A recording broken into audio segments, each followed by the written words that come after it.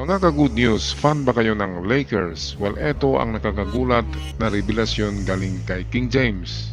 Atin pakinggan. Na pag-uusapan sa posibleng pagperma ni LeBron James sa Golden State Warriors. Kagaya nga po ng naibalita ko sa inyo mga katrops, kung magiging maganda nga na po magagawing move ng Lakers ngayong offseason ay maaari nga pong pumerma siyang muli sa kanilang team ng bagong kontrata. Ngunit kung hindi nga po niya ito magugustuhan ay posible nga po na lumipat na lamang siya sa ibang kupunan. Yan, ito ang sinabi niya noon na gusto niyang magipaglaro bago siya magretiro. Magipaglaro siya as a teammate sa kanyang anak at kung sino mang team sa NBA ang mag-draft kay Bronny,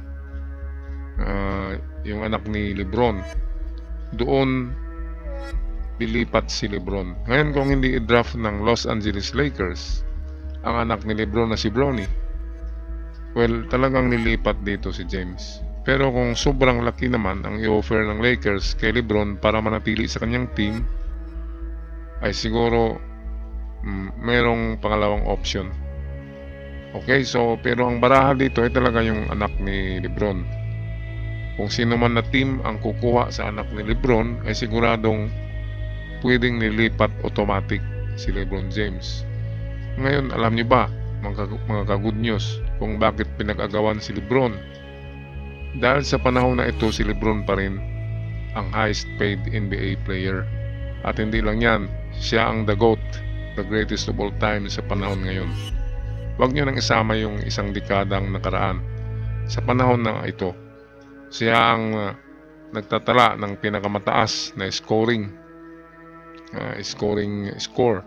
sa NBA. At mukhang hindi na yan ma-break kasi sobrang taas na. Kaya kung kasi anak kasama pa ang tatay, at hindi lang yan, kung sino mang team ang kukuha kay LeBron ay meron silang makukuha din kay LeBron, katulad ng mga endorsement ng mga sapatos at iba pang sports apparel. Kaya dahil the king ay talagang magastos ang pagkuha sa mag-ama.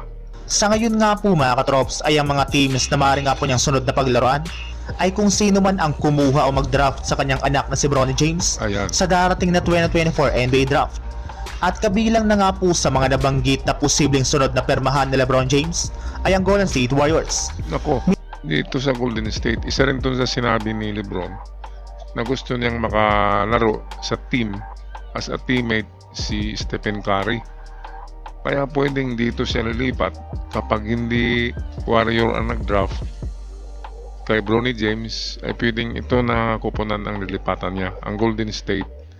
Kasi sinabi niya noon pa man na gusto niyang maka-teammate si Curry. At ito na yung panahon ng Warriors. Kapag nagka-tandem na yan ang dalawa, Stephen Curry at LeBron James, ay naku, talagang panalong-panalo yan kapag walang na-injured.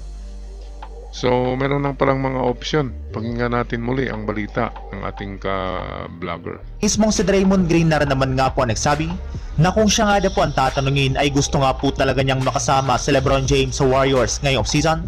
Kaya susubukan nga po talaga niya na i-recruit ito papunta sa kanilang team sa mga susunod na buwan. Wow, magandang desisyon ito, lalo na si Green ang nagmungkahi na kukunin talaga si LeBron.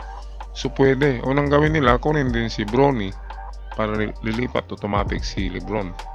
At kung hindi nila i-draft si Bronny, ay mag-offer sila ng malaki-laki kay The King, kasi malaki ang ni King, presyo sa paglaro ng NBA. Okay, so antay na lang tayo by next season. Dahil talunan ngayon ng Lakers, baka by next season ay baka makapasok. Pero kung wala na sa kanila si LeBron, ay malabo na makapapasok pa sila. Okay, so tapusin natin na ang video.